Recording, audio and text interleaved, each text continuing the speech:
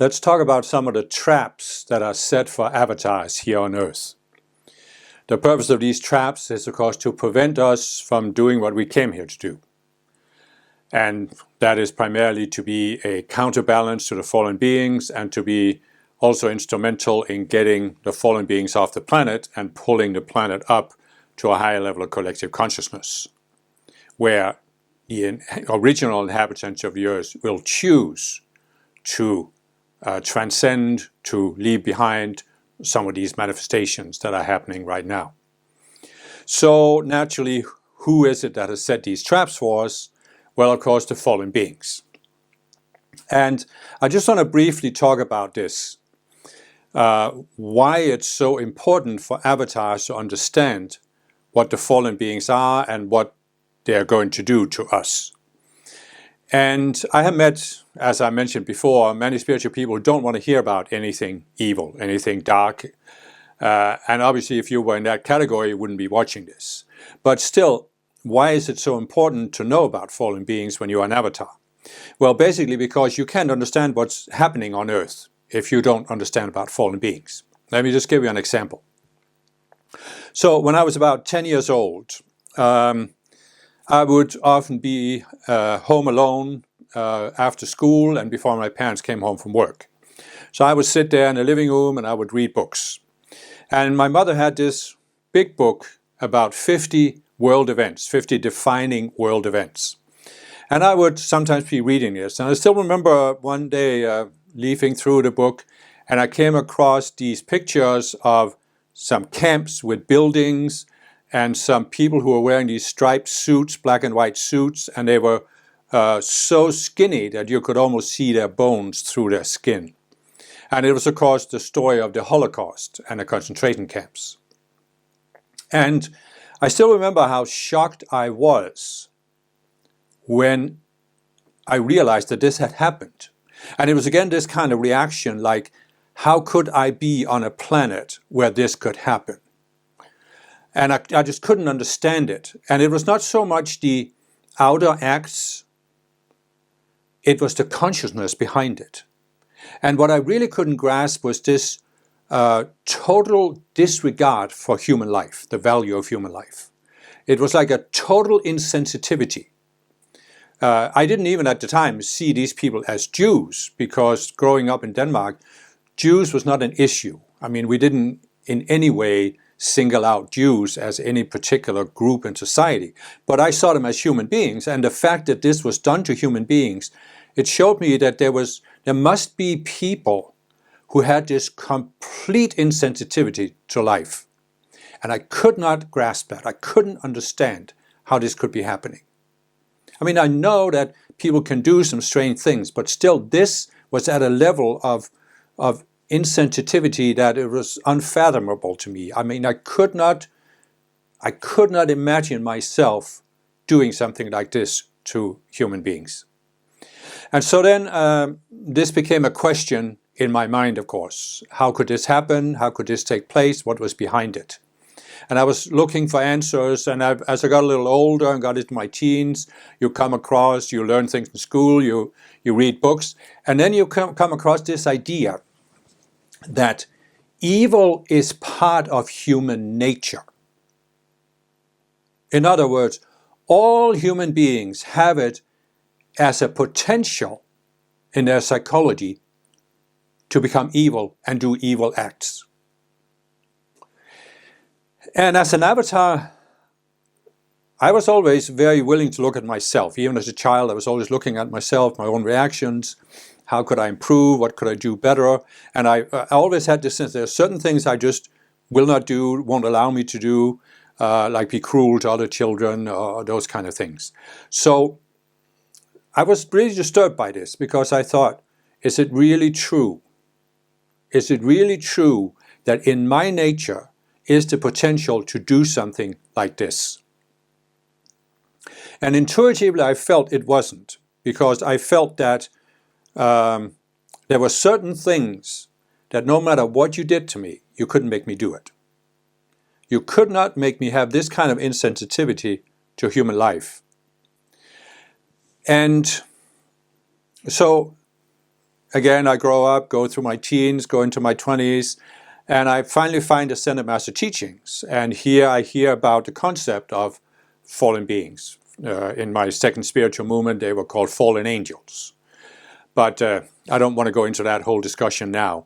But the idea was that there were some beings that had fallen, and therefore they didn't look at life or look at human beings, especially the way we normally do. And this helped me to some degree start processing this. But it wasn't really until I later received these teachings from the Ascended Masters about avatars and fallen beings and the whole dynamic that I really started understanding what's going on. And when I did this, and when I realized I was an avatar, I realized that there is actually a fundamental difference between fallen beings, human beings, and avatars. And it's simply not true that evil is a potential of human nature.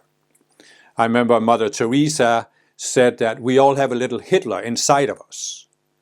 And my reaction was, maybe you do, but I have looked very deeply into my own psychology and I haven't seen a Hitler inside of me. And I think it's the same is true for all avatars. I mean, we just don't have that potential because we come to this planet with some sense of the connectedness, the oneness of all life.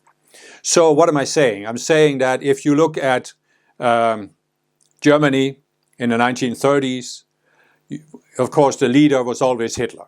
In growing up in Denmark, you learned a lot about Hitler. And so you can say, well, the German people, they did support Hitler, didn't they? So doesn't that prove that there is that potential? And it actually doesn't, because first of all, many Germans didn't really grasp what was happening with the Holocaust. Some of the camps, the most notorious camps, were in Poland, but still, I mean, people didn't really understand what was going on. But the other thing is, you can say, okay, so you can get a population to support this, but that doesn't mean you could have gotten them to come up with the idea and the planning and a decision to do it. They could support it because they didn't really understand what was going on. They were affected by the propaganda, but they would never have come up with the idea on their own. So this was resolved by knowing about fallen beings. You are saying, you're realizing that the beings who can come up with these kind of schemes that are so completely insensitive, have such complete disrespect for human life, it's only the fallen beings who could come up with this. And why? Because they have no respect for any form of life except their own. They have no respect for human beings. It was shocking to me, and it took me a while to realize that for fallen beings to, for example, initiate the Holocaust and kill 6 million people, they had no more emotional reaction to it as I would have to moving pieces around on a chessboard. They had an agenda. And part of that agenda was creating these camps and killing as many people as possible. But they had no more emotional reaction to it than moving around pieces on a chessboard. And human beings can't have that kind of disrespect for human life. See, fallen beings have it because they don't see themselves as human beings. You can, if you actually really look into some of the fallen beings we've seen in history, Hitler, Stalin, Mao, you can see that they were willing to kill millions of their own citizens. But they didn't see them as their own citizens. This is what fools us. A fallen being in embodiment looks like any other human being.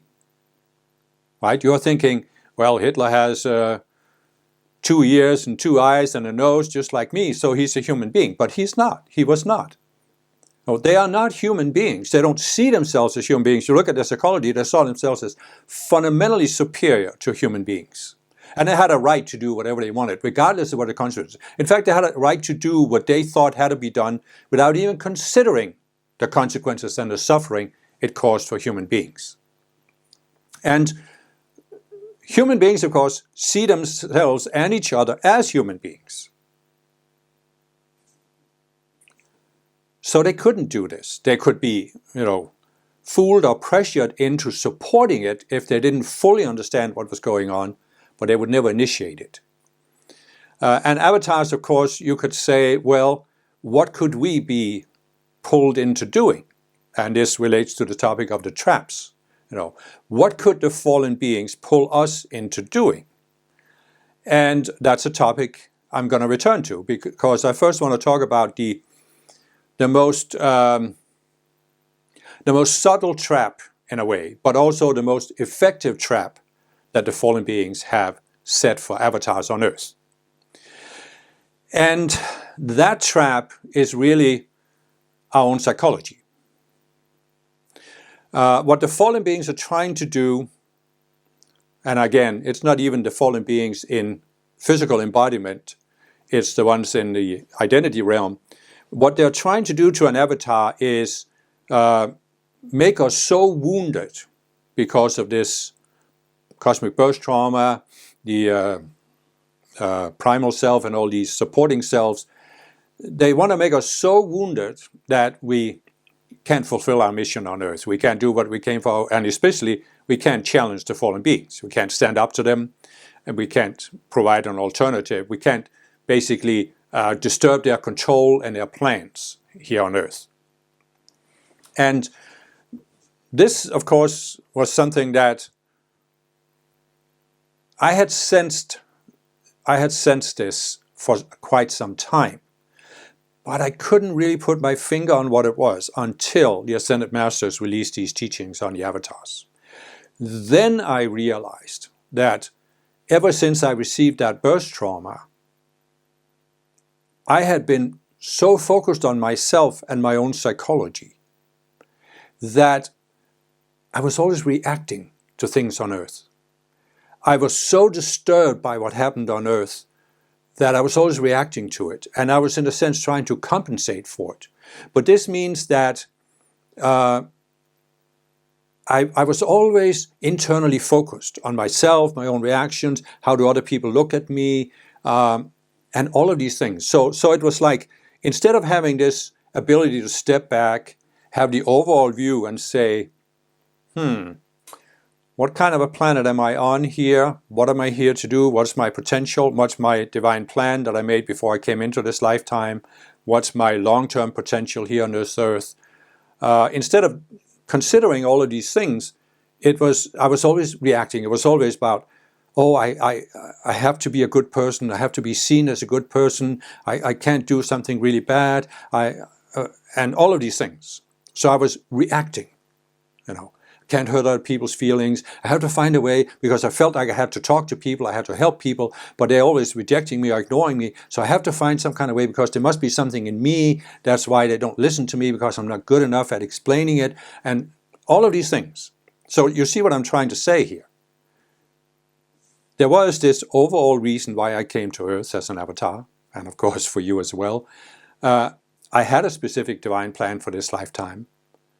But I couldn't really see it, because my mind was so focused on these internal reactions, my own internal psychology, the separate selves. Basically, you could say that when I was younger, most of my mental activity was one subconscious self interacting with another subconscious self, then activating a third subconscious self. And I look back how I could, especially before I found the Ascended Master teachings, I really had trouble falling asleep at night. All of my childhood, I could sometimes lie awake for 2 or 3 hours. And the reason was I had all these thoughts coming into my mind. And I look back at it, and it was simply, part of it was the thoughts were projected from the outside, but they triggered a subconscious self. And then there was a thought process for that self. And then that triggered another subconscious self, which then took over my conscious thoughts. And now this was running for a few minutes. And then another, and it just kept going. It just kept going and going for 2 to 3 hours until I was so exhausted I fell asleep. And as I said, that's, as I've explained in some of my other videos, once I heard about Ascended Masters and I started doing these decrees, especially to the Elohim Astrea, within a few weeks it stopped, and I could suddenly go to sleep within 15-20 minutes. But even so, I still would have these, of course, thoughts. They weren't as influential as before, but I still would have the thought processes where something was projected at me that triggered my own psychology. So what I'm trying to say is, it's almost like,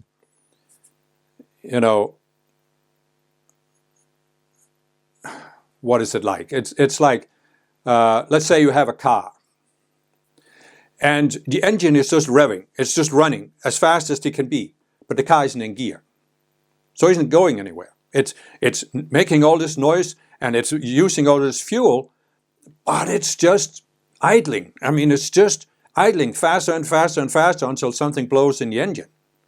And that is what they want to do to us, to our psychology. Take a look at your life.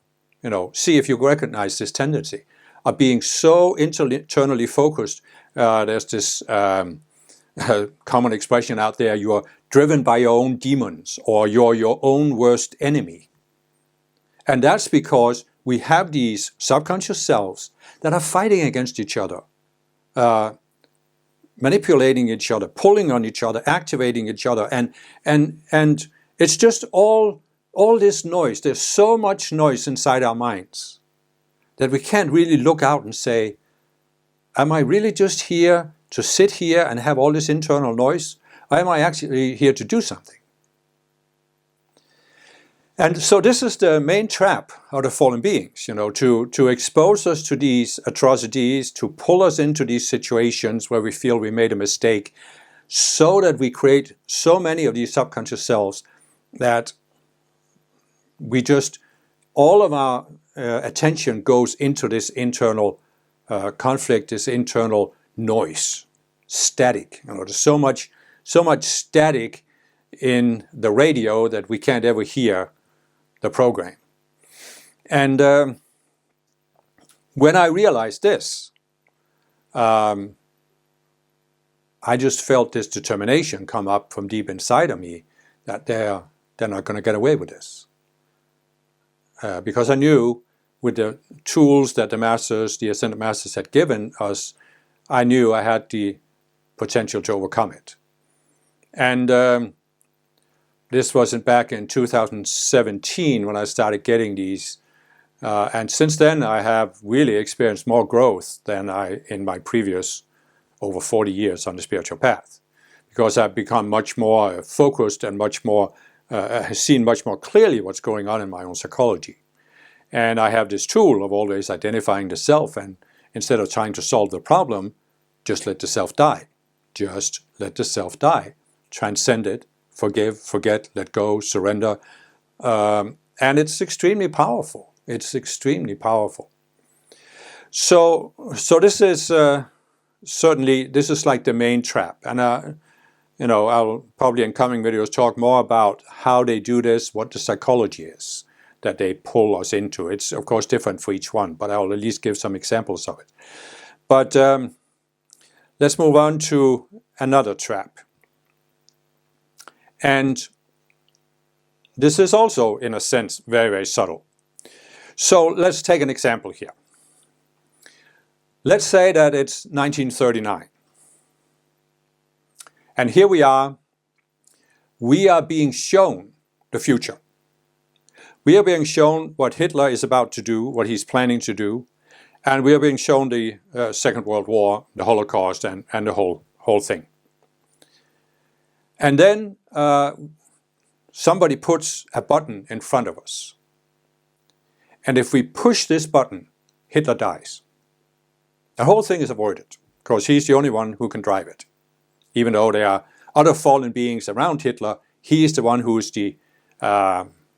taking the initiative, and they wouldn't be able to carry it through, any of them. So if Hitler dies, the whole thing is avoided. So the question is, would you push that button? Would I push that button? And for me, I realized at a certain point, the answer was yes, I would. I would have pushed that button. And it took me a long time to realize that that would have been a mistake. Now just think about this. Think about your reaction here. And, I look back, and again, you can take the book, My Lives, with Hitler, with Lucifer, Satan, Hitler, and Jesus. And it's explained in there how we fall into this trap of thinking we have to fight the fallen beings. And it's really like, for us as avatars, as I said, we are hunted by the fallen beings. So it's fairly easy for us to come to identify that there are some special people that are trying to destroy us personally and viciously and with complete insensitivity. But this is not really the biggest shock for us. The biggest shock is that we see that there are these people who, as I said, have total disrespect for the value of human life. And this means that we now have to deal with this. And as I said, we start at the 48th level. We don't have the full understanding that we have as avatars. And it's very, very easy for us to take that small step down to the 47th level, where now we lose our connection. We think we have been abandoned by God or by the Ascended Masters. And we are thinking, I have to deal with this situation on my own. And then in succeeding lifetimes, we again encounter the fallen beings. They also again try to destroy us. And we see them trying to destroy other people and doing these completely illogical acts.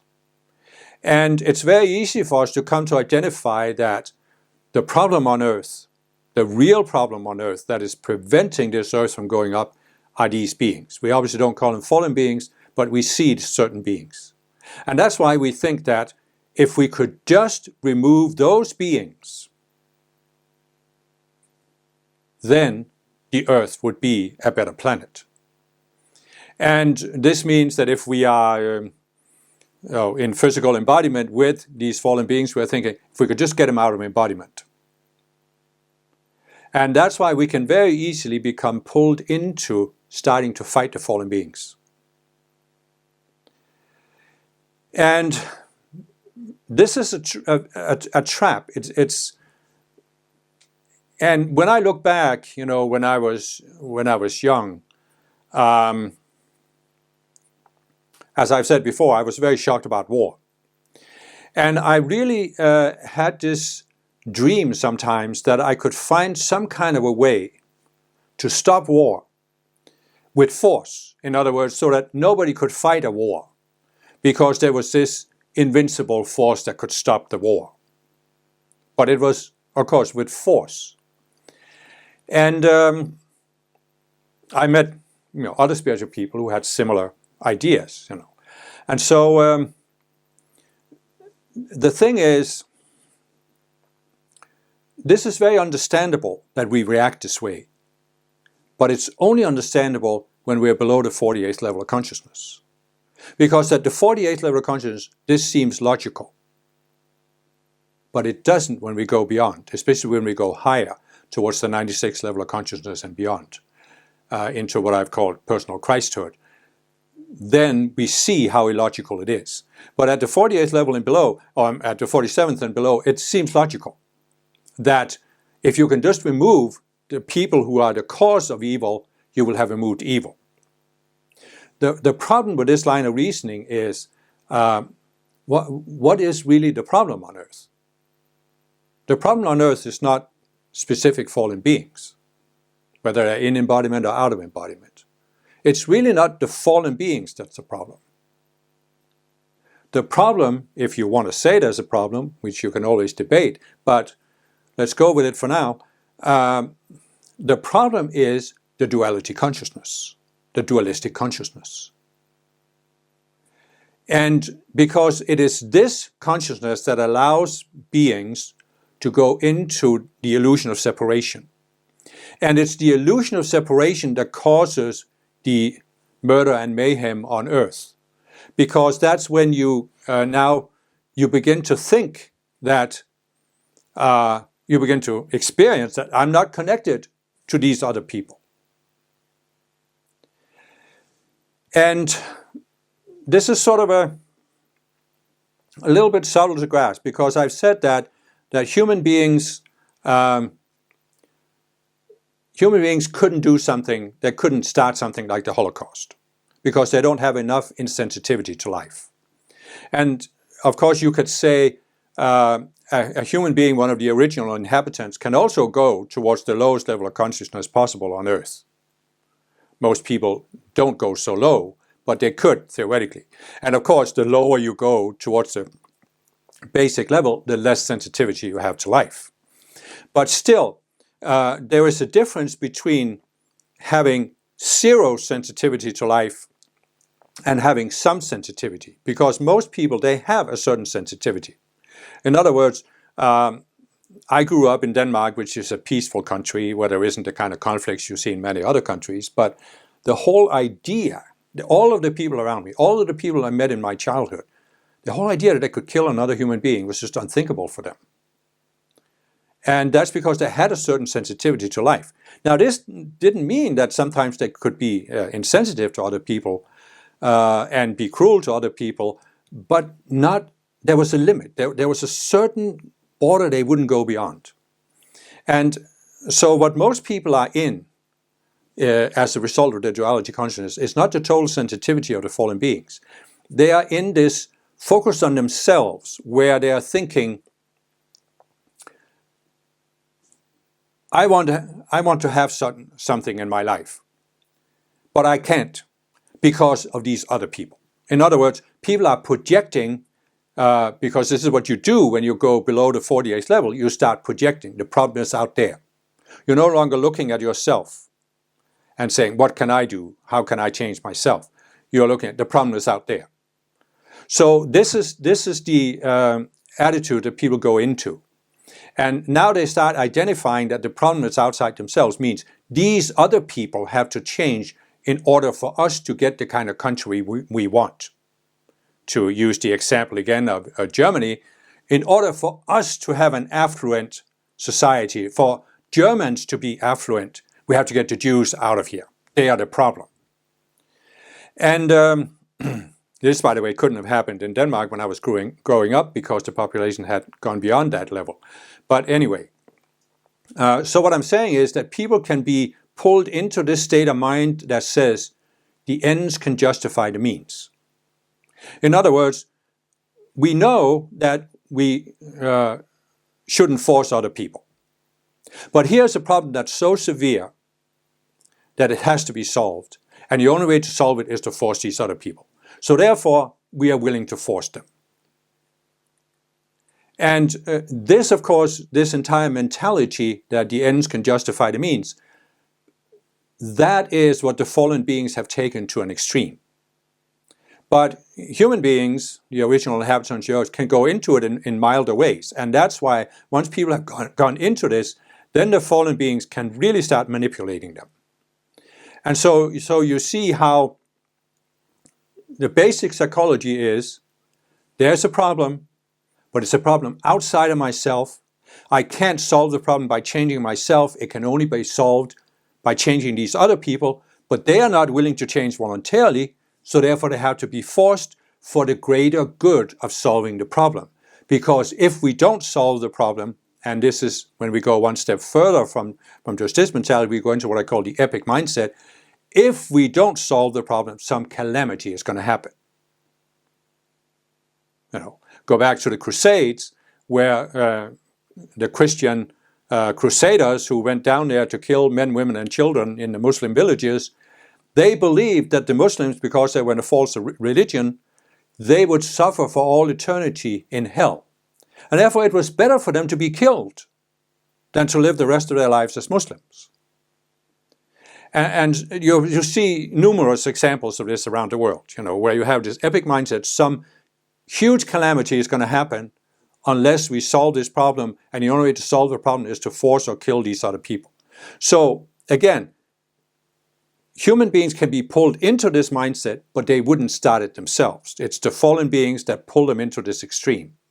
So how does that relate to avatars? Well, again, when we go below the 48th level of consciousness, we go into the state of mind ourselves. We start seeing that there's a problem on Earth. It's affecting me. I want to overcome it. It's affecting other people. I don't want these people to suffer. You still have some sense that you're here to help people overcome suffering. There shouldn't be suffering on Earth. And then you identify, but the suffering is caused by these specific people who are forcing people, who are manipulating people, fooling people, killing people. So if I could just kill these people, we would solve the problem. In other words, you as an avatar, you go into the ends can justify the means. And then you start fighting the fallen beings. But what did I start out by saying with this long diatribe here? The real problem on Earth is not the fallen beings, it's the duality consciousness. Because in the duality consciousness, you can justify anything. So you can have, Christian crusaders. They believe they are good Christians. What did Jesus say? Turn the other cheek, love your enemies, do good to those that hate you, forgive 70 times 7. I have read the New Testament. I don't see anywhere in there where he says, and take up your sword and cut the heads off all those that don't believe in me. I don't see it in there. Maybe it was left out or mistranslated. I don't know. But I just don't see it. And so these Christians, they actually believe that what they are doing is justified by Jesus. I had some years ago, I received this vision of, here you have in the Middle Ages during the Inquisition, where the Christian priests are torturing people. They're literally torturing people. And after a long day in the torture chamber, a priest goes into the church and he kneels before the crucified Christ and he looks up at Jesus and he thinks that Jesus looks back with approval and saying, good job. You really saved some souls today. And so you can see how the duality consciousness, we can justify anything. And that particular mechanism of being able to justify violating other people, that is the problem on Earth. So when we as avatars start fighting the fallen beings, what are we doing? We're going into that same state of consciousness. We are reinforcing the duality consciousness.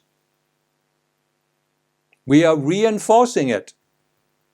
Well, you can't solve a problem with the same state of consciousness that created the problem.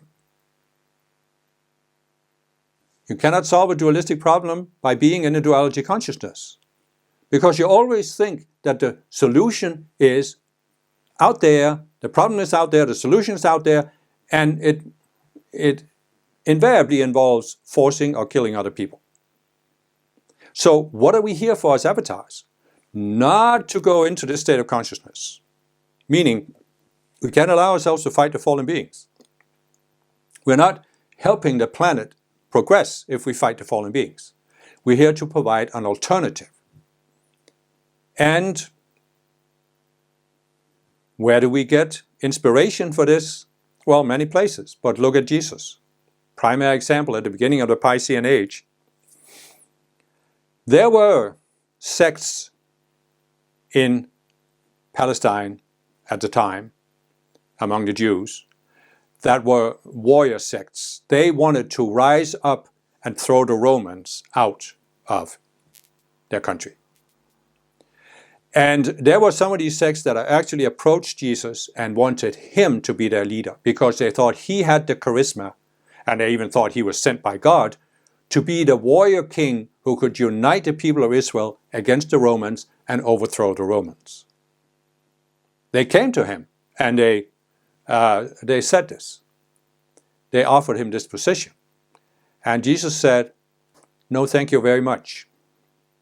Not interested. Not what I'm here for. And it's the same with us as avatars. You take another example, Gandhi in India. Here you have the almost almighty British Empire. It's occupied India. And here comes this little bald man who, what does he do? He starts a movement that threatens the British but he doesn't fight them. There were people that wanted to fight the British, plenty of people that wanted to rebel against the British. And they wanted Gandhi to be the leader, and Gandhi said, no, thank you. I don't, because I see that nonviolence is the only way. And what happened? What happened was that he eventually, by being nonviolent, he made the British see their own insensitivity to the Indian people. And they saw that this was incompatible with their view of themselves, with their democratic ideals, and they withdrew without a major war.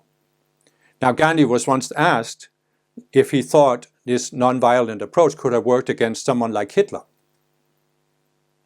And he said, yes, he thought so, but it would have taken infinitely more suffering. And that's because Germany wasn't a democracy. Hitler was a dictator, not the leader of a democratic government. Hitler didn't have any ideals. Despite what you might think about Hitler, he didn't have any ideals. He was a fallen being, and the only thing that mattered to him was what he wanted to do. He was actually even the kind of fallen being that's talked about in the My Lives book, where it says there are two main groupings of fallen beings. One is the ones that want to deceive us and control us, but there's another group of fallen beings that simply want to destroy. They get a certain power from destroying, and Hitler was one of those. There's actually, in the My Lives book, there's a really powerful sequence where the protagonist, again, it's not me, but the protagonist is encountering Hitler. And Hitler gives him this speech about why he's doing what he's doing. And he says, we are artists painting with the blood of humanity. And I thought that was a very powerful way to sum up what some of these fallen beings are doing. They just want to destroy.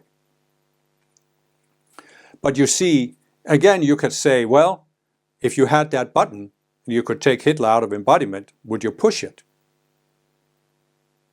And as an avatar, if you want to help the planet grow, you would be tempted, but you would say, no. Let the things unfold, because there must be a reason why this has to happen on Earth, so people can see what they're not seeing now. And if you look at it, I have talked about in many of my videos that we can learn in two ways, or human beings can learn in two ways. We can have some higher ideas from the Ascended Masters, or we can learn from the School of Hard Knocks. And you look at the situation in the 1930s, not just in Germany, but in Europe and in the world, and most people could only learn through the School of Hard Knocks. And if you look at it in Europe, you see that, the Second World War was a shock, but the Holocaust was a shock on top of the shock. And it just had so many ramifications in the collective consciousness of Europe. I know it didn't have the same effect in many other nations, including the United States, where most Americans don't really grasp what happened. But in Europe, it had a really, really profound effect.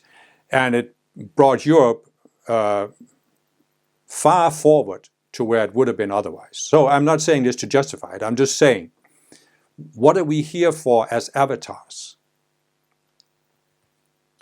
We are not here to manifest specific results or avoid specific calamities.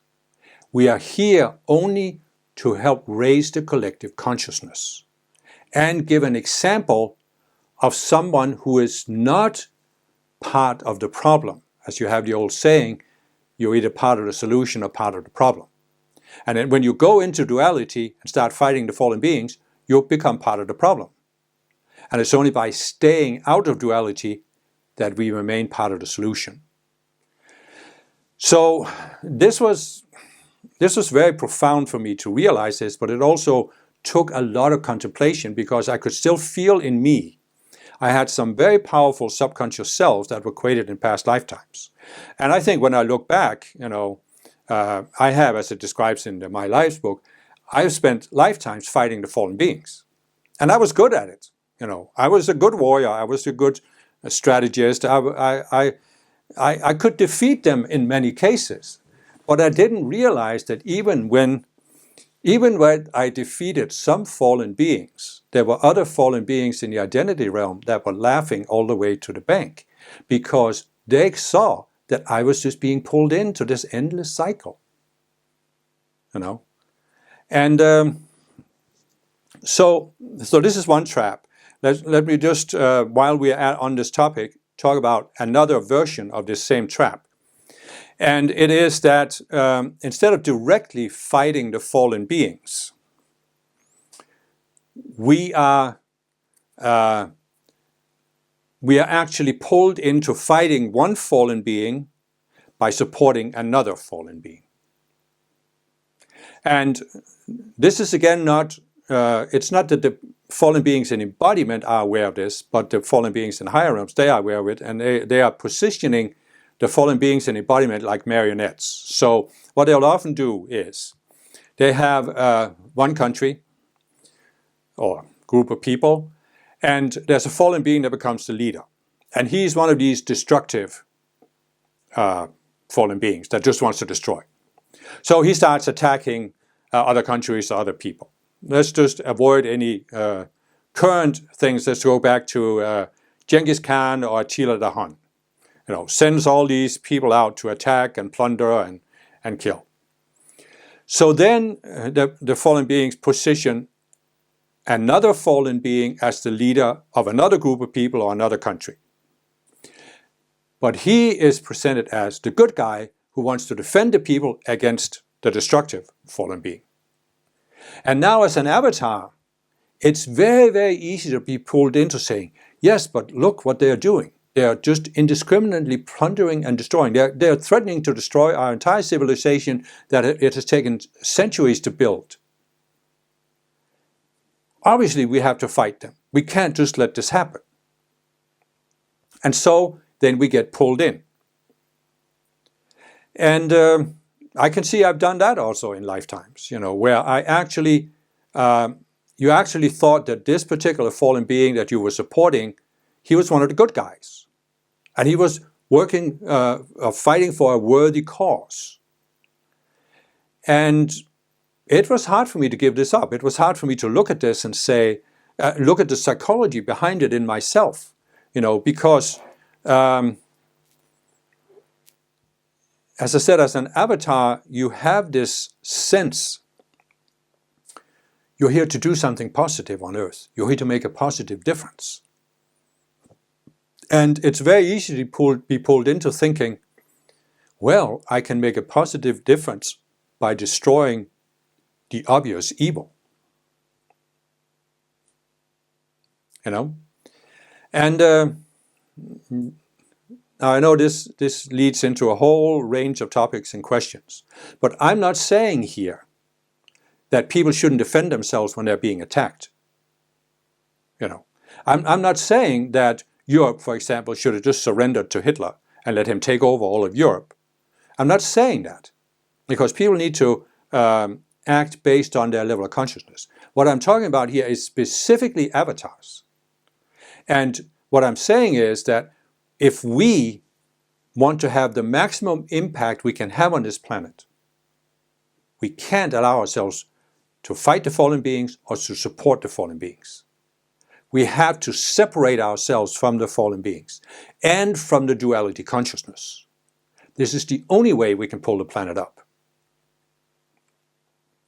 And so, I know this has probably been a lot, but just one more trap.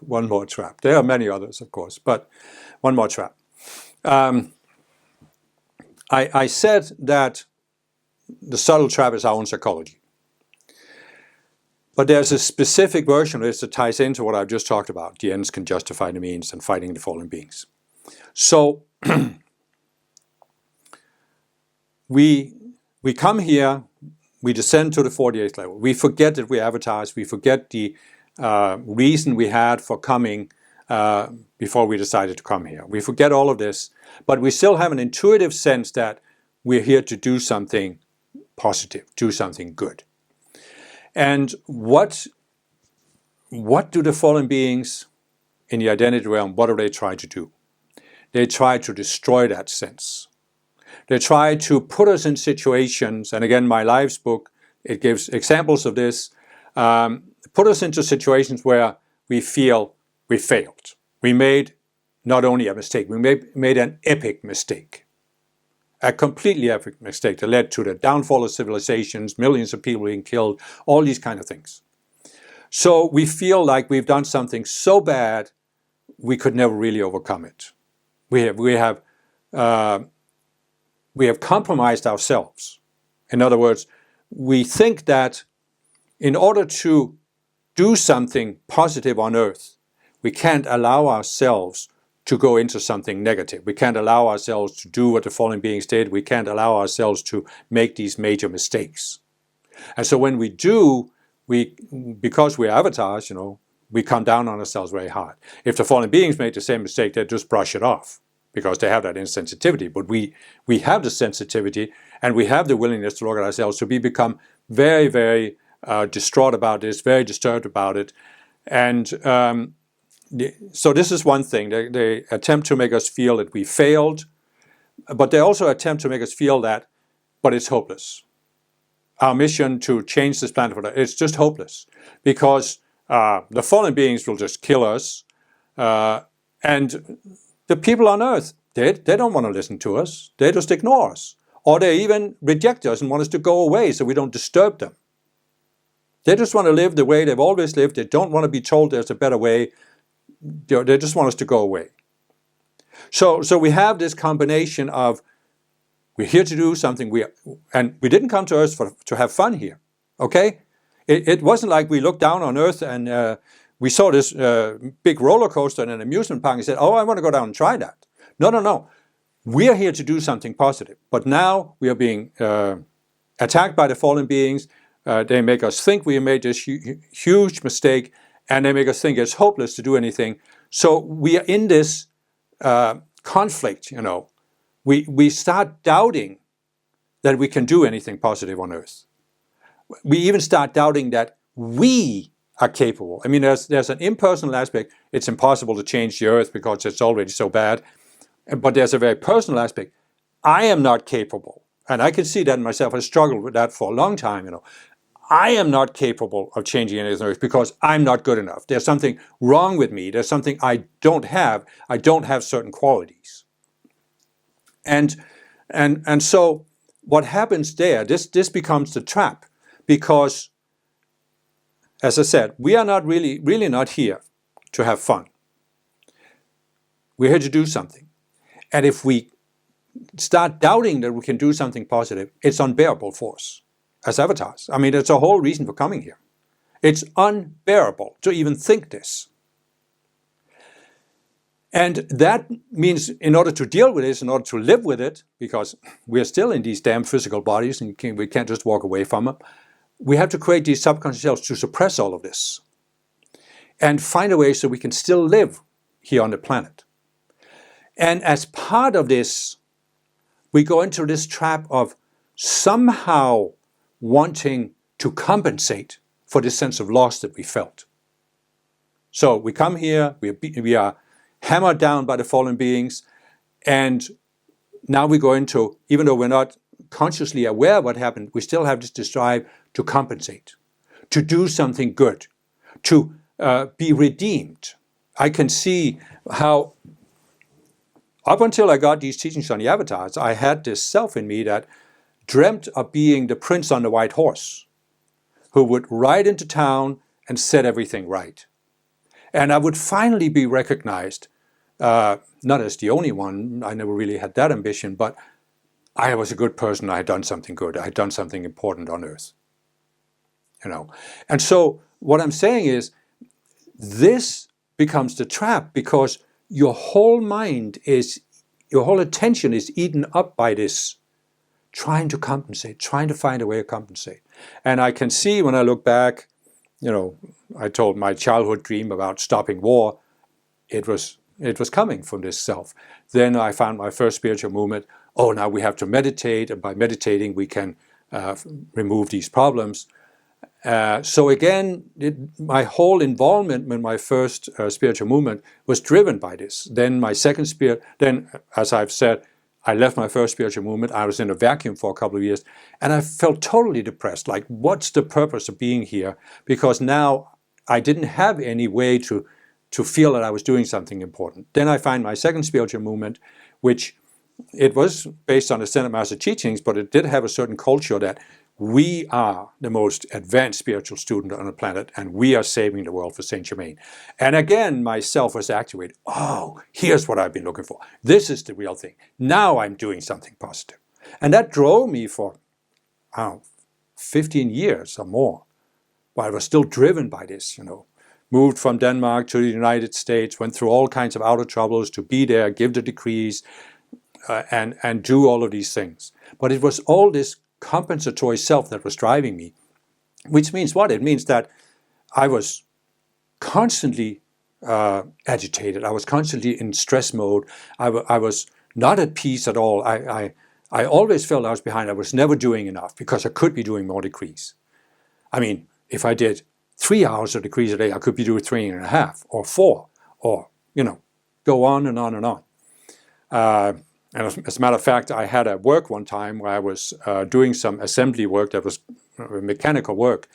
And I was in my own room, and I could play on tapes. I could play these decrees. So I would be doing this for 8-10 hours a day while I was working, And so, but still it wasn't enough, because it's never really enough, because you haven't really compensated until, the Earth becomes a natural planet, basically. Which probably isn't going to happen in my lifetime. So what I'm trying to say is, this is another trap where the fallen beings have made us doubt that we can do what we came for. And because this is unlivable for us, we are constantly trying to compensate one way or another. And what I said in my previous talks is we can go beyond this. We can realize this comes from subconscious selves. We can come to see those selves. We can just let them die. See, the selves are going to project at us. No, you have to keep going. You have to keep doing this, because nobody else is doing it. You have to, and there has to be results. You just got to keep doing this. And you can come to a point where you realize, but this is just a self saying this. It's completely unreal. It's based on an illusion. I don't want to live this way in this tension anymore, in this stress.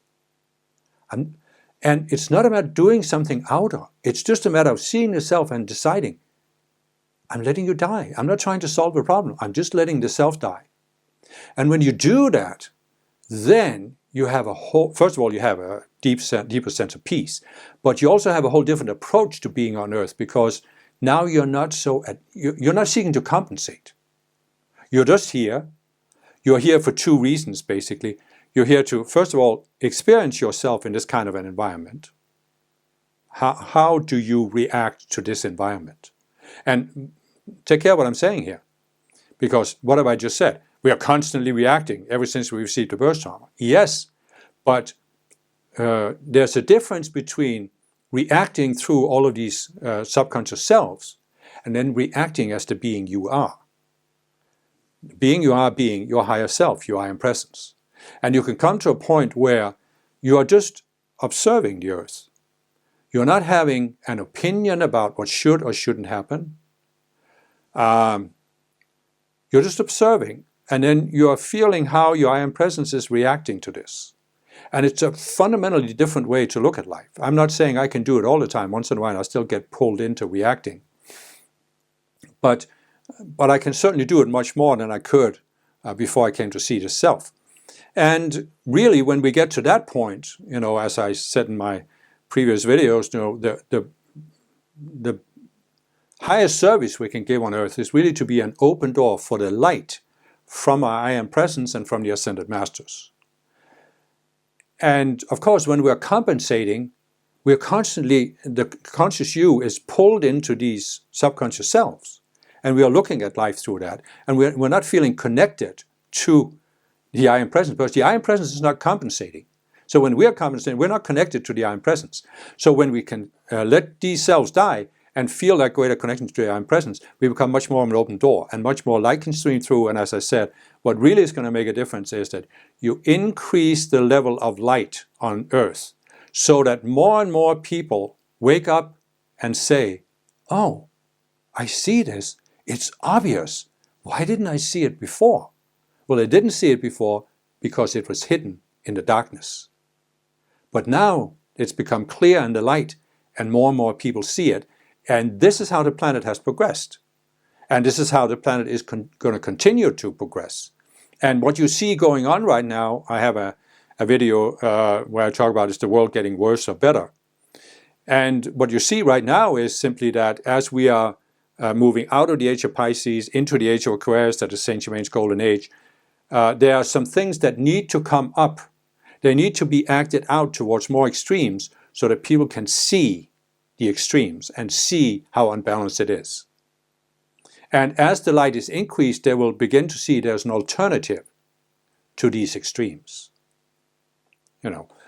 Just to take one example, you see many countries right now where you have a polarization in the political spectrum between some politicians that are more liberal, some that are more conservative.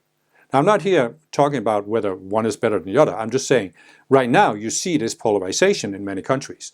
And what I'm talking about is, this is to give people a more clear view of these two extremes, because they're both unbalanced.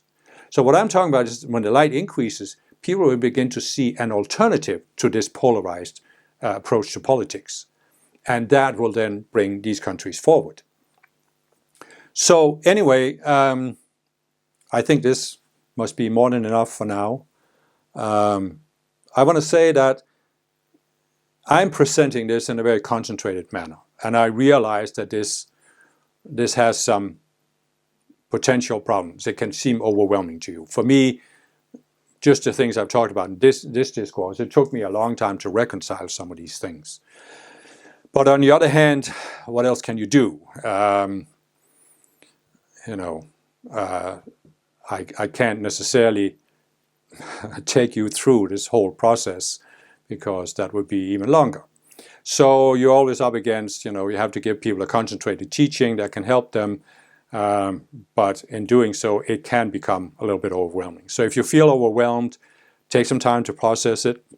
Perhaps watch some of my other videos about how the world works. Read the book, My Lives. I think you will find it fascinating, and you will learn a lot from it, but in a little more, less concentrated form than what I'm giving you here. So if you have watched this up until this point, you must be an avatar. Why else would you?